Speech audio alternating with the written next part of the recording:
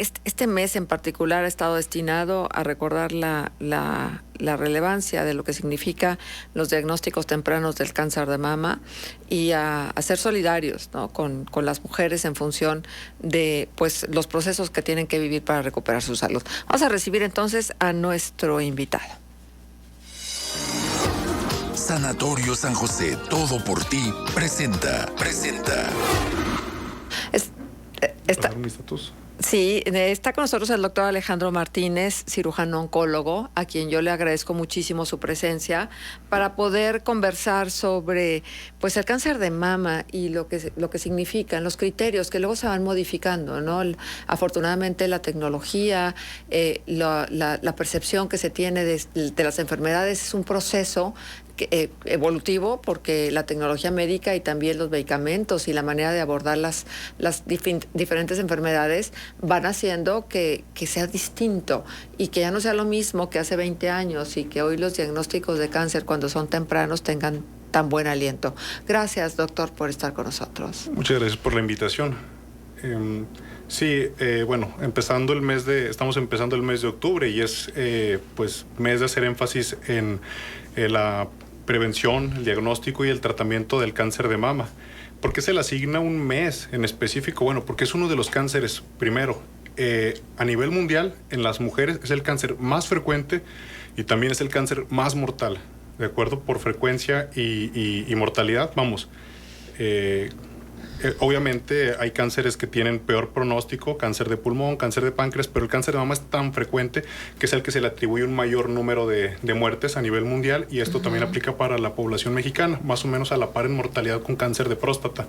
Pero esos son los dos principales que ocupan pues en los lugares en mortalidad y en frecuencia a nivel mundial y en México. ¿Ha crecido el cáncer en mama? Ha aumentado su frecuencia, sí. Y bueno, también, por ejemplo, en México ha aumentado o se ha visto que se presenta a edades más tempranas que en países desarrollados, hasta una década más temprano, esto asociado a factores de riesgo, incluyendo pues la adopción a una dieta parecida a la de los estadounidenses, ¿no? Muchas grasas trans, comidas muy procesadas, comidas rápidas, todo eso también incrementa el riesgo de esta enfermedad. Ahora, ¿cuáles son las opciones en este momento de tratamiento? Para luego, tal vez antes de ello, también conversar sobre cuáles son la ruta que habría que seguir para los diagnósticos tempranos. Claro, o sea, este mes se le invita a todas las mujeres, y no es exclusivo de este mes, o sea, esto debe ser todo el año, pero este es un mes de concientizar en relación al cáncer de mama, hacerse la mastografía. El cáncer de mama se puede diagnosticar en dos contextos. Uno, el cáncer que se diagnostica de forma incidental a través de una mastografía, donde habitualmente se encuentran lesiones pequeñas que incluso pueden ser milimétricas y que escapan a la exploración de la paciente y del médico. Obviamente, partes necesarias para el abordaje de las pacientes, pero es por eso que la mastografía se recalca tanto su importancia, porque ha demostrado que es una medida muy útil para salvar vidas, para encontrar pacientes en etapas más tempranas, y esto nos permite ofrecerles más opciones de tratamiento y estas pacientes tienen también un mejor pronóstico, mayores supervivencias que aquellas que se diagnostican en el otro contexto, que es cuando las pacientes son sintomáticas. El síntoma predominante es una masa, un nódulo indurado en la mama, habitualmente indoloro. Ojo, yo siempre les explico a mis pacientes, el cáncer habitualmente no duele. Cuando el cáncer duele, pues muchas veces estamos en etapas avanzadas, donde ya se nos limitan mucho las opciones de tratamiento. La mayor parte de los casos de cáncer de mama son nódulos no dolorosos o incluso nódulos en axila, ganglios, que son enfermedad ganglionar. Y en casos más avanzados incluso hay pacientes que se diagnostican hasta que ya están en enfermedad metastásica, que es lo que queremos evitar, ¿no? Pacientes que debutan convulsionando mientras están cocinando porque tienen metástasis cerebrales, o sea, casos demasiado pues dramáticos, y eso es lo que queremos evitar, y eso se puede evitar a través de el uso rutinario anual de la mastografía para todas las mujeres, y esa es mi invitación para todas las mujeres mayores de 40 años A partir de los 40 años, hacerse mastografía y ultrasonido anual, aunque no tengan síntomas. Ese es el concepto de tamizaje. Es para pacientes asintomáticas. No es de que, ya me toqué una bolita, ahora me toca la mastografía.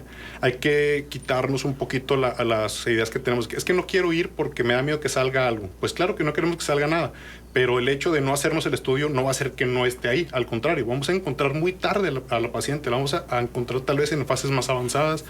Tampoco, aunque yo sé que es un estudio pues incómodo para algunas pacientes, o que incluso dicen es que es radiación y aumenta el riesgo de cáncer de mama, la dosis de radiación es muy baja y no aumenta el riesgo de cáncer de mama. O sea, el beneficio es mucho mayor al riesgo de realizarse una mastografía. De hecho, la cantidad de radiación que se toma aquí en la región lagunera, donde el índice de radiación UV es altísimo, es mayor que una mastografía, o sea, que 200 mastografías, de hecho, lo que se toman en un día. Exactamente. Entonces es bien importante estas medidas preventivas que tienen que ver con el chequeo anual, ya no digamos con menos periodicidad, ¿no? Pero por lo menos cada año de la mastografía y el ultrasonido. Ahora, doctor, ¿de qué depende que el cáncer avance más pronto que otros? Ajá.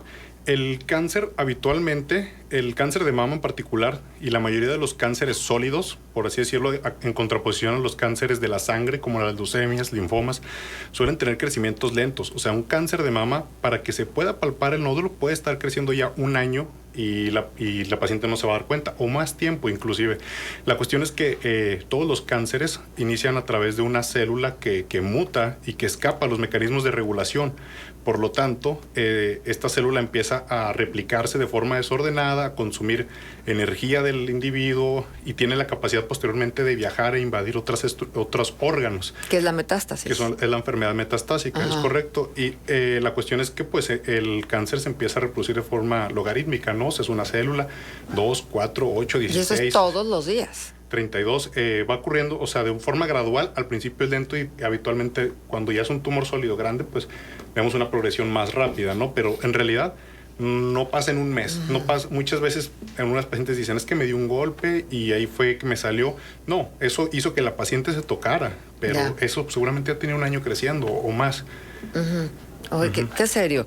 Ahora, temo que en estos tiempos de pandemia, de confinamiento, donde el médico casi que se instituyó solamente para el abordaje de la enfermedad del COVID-19, todo lo demás se dejó de lado. Digo, en el sector público así fue, no creo que en el sector privado haya sido distinto.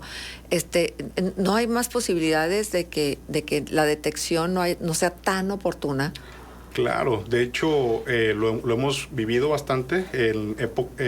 Yo soy egresado del Centro Médico Nacional el 20 de noviembre y me tocó el año pasado ver pacientes que pues, obviamente no llegaban a su consulta, se cancelaron muchos de los servicios. Oncología fue el único de los servicios allá que siguió teniendo cirugías de forma constante porque pues en realidad pues el cáncer tampoco va a esperar, pero sí, o sea, lo vemos todavía al día de hoy de pacientes que por miedo se resguardaron, o sea, ya tratadas con cáncer, pero que están en vigilancia y deciden no ir un año por miedo a exponerse, ¿no? No quieren ir a los hospitales y lamentablemente pues sí vemos a veces recurrencias más avanzadas, claro, porque no se pueden vigilar las pacientes igual. De todos modos, o sea, yo digo, bueno, por esa parte de la salud es bien importante, o sea, el cáncer, o sea, vamos, no se confina, el cáncer no va a estar confinado por el... Ni se va a detener, pero espérate tantito hasta que pase el COVID. Sí, exacto. No, pues no. Ahora, me llama la atención que ustedes, su especialidad es cirugía oncoplástica. Oncológica, pero con un abordaje desde lo que es la estética, ¿no? Que también es bien importante. Correcto. A ver, ¿cuáles son los criterios que se están empleando en este momento? Sí, muy bien. En la actualidad, el tratamiento, o sea, el cáncer de mama va cada vez dirigido hacia tratamientos más conservadores. O sea, desde el inicio de las mastectomías formalmente, o sea, de la extracción de la mama, del seno, empieza con William Halsted, que hacía unas cirugías radicales. El término radical es en relación a tratar de extirpar el cáncer desde su raíz, y eran cirugías pues extremadamente complejas, ¿no? Agresivas y mutilantes en realidad. O sea, se ha visto que muchas enfermedades, incluyendo el cáncer de mama, se puede ser conservador al punto de actualmente ya poder conservar la mama y únicamente quitar el tumor con resultados comparables en la supervivencia de los pacientes. Yo como cirujano oncólogo, algunos cirujanos oncólogos tenemos y ginecólogos oncólogos, adiestramiento en cirugía oncoplástica, que es un apartado, ¿no? Un adiestramiento adicional donde pues buscamos realizar técnicas donde primero que nada el objetivo principal es la supervivencia y la curación de la paciente. O sea, no vamos a sacrificar la supervivencia por la estética. Siempre es el punto número 1, y el punto número 2, la cuestión estética. Y muchas veces, entonces, ¿por qué insistir tanto con la mastografía, con el diagnóstico temprano? Porque esa es una de las pacientes que se les puede ofrecer una cirugía de este tipo. ¿Y esto de quitar ganglios y tal, continúa? Ajá, sí, en la actualidad a las pacientes que clínicamente no tienen ganglios en la axila, se hace un procedimiento que se llama ganglio centinela, en el cual se puede administrar un colorante o un marcador, un radiofármaco que rastrea una sonda, y entonces quitamos únicamente un ganglio, que es el que se considera que es el primer drenaje del ganglio de la mama hacia el primer ganglio. Se manda a estudiar durante la cirugía, se quitan 1 a 3 ganglios. Si estos salen negativos, entonces no hay necesidad de quitar los otros ganglios de la axila, porque si los primeros ganglios están negativos, quiere decir que los otros con toda probabilidad también, y entonces podemos evitar morbilidad o complicaciones como el linfedema. O sea, esta técnica nos disminuye mucho la cuestión del linfedema, que se les hincha el bracito, y más allá de una cuestión estética, pues en la mayor parte de los casos es irreversible y llega a producir molestias y... Claro, pierden la funcionalidad del brazo. Pierden algo de funcionalidad también en el brazo. Bueno, yo conocí a una persona que toda la vida tuvo que traer con un cabestrillo el brazo porque ya era imposible después de un tratamiento. Es correcto, y es lo que se busca. O sea, parte de la cirugía conservadora de mama, de las técnicas oncoplásticas, es o sea, en lugar de quitar todos los ganglios, que son 12 o más ganglios en la axila, se busca quitar únicamente los centinela, y a la vez quitar únicamente el tumor con adecuados márgenes. O sea, tiene sus principios, no es nada más ir a quitar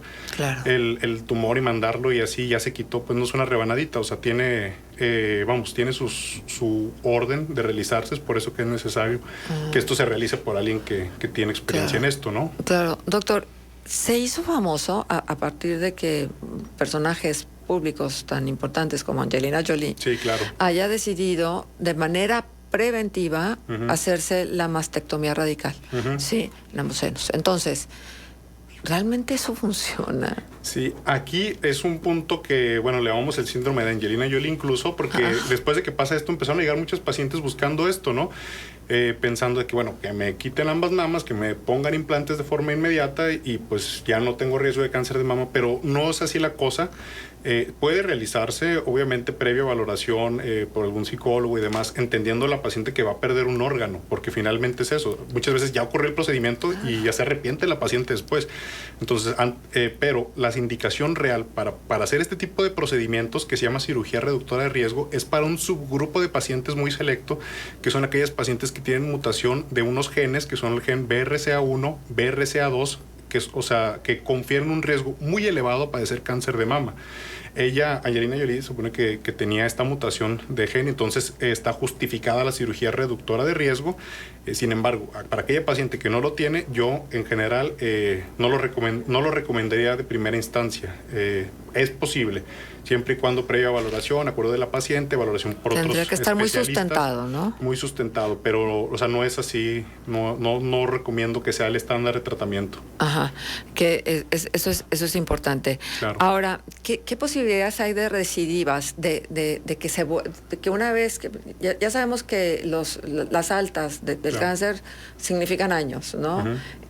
Pero, ¿qué posibilidades hay de que se vuelva a presentar un problema? Claro, es un tema, es una cuestión pues siempre presente en el cáncer. O sea, el cáncer tiene riesgo de regresar. El mayor riesgo de regresar de la enfermedad es los primeros 2 años. Si a los 2 años, de todos modos la vigilancia oncológica debe ser por 5 años y puede regresar muchos años después.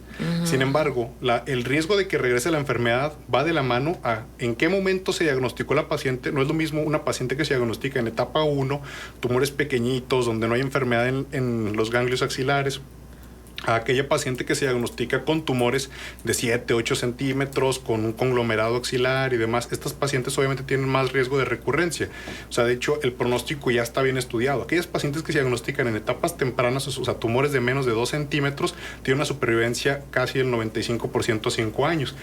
Va bajando conforme la etapa de la enfermedad. O sea, hoy lo que quiero decir con esto, a más enfermedad más avanzada, más riesgo de recurrencia, de que vuelva la enfermedad. Muy bien. Doctor, pues octubre tiene más de 30 días, sí. Así es que tendremos que seguir platicando de este tema, porque todo esto es parte de un propósito que nosotros tenemos también aquí en GREM, que es favorecer la cultura médica. Claro. La verdad es que a mayor información, más posibilidades de salvaguardar nuestra calidad de vida, no nada más la vida, sino la calidad de vida, claro, que eso es algo fundamental. Doctor, muchas gracias por haber estado con nosotros. Agradezco mucho la invitación. Al contrario, muchas gracias, y tuvimos el gusto de platicar con el doctor Alejandro Martínez, cirujano oncólogo de Sanatorio San José, por supuesto. Vamos a la pausa. Esta fue una presentación.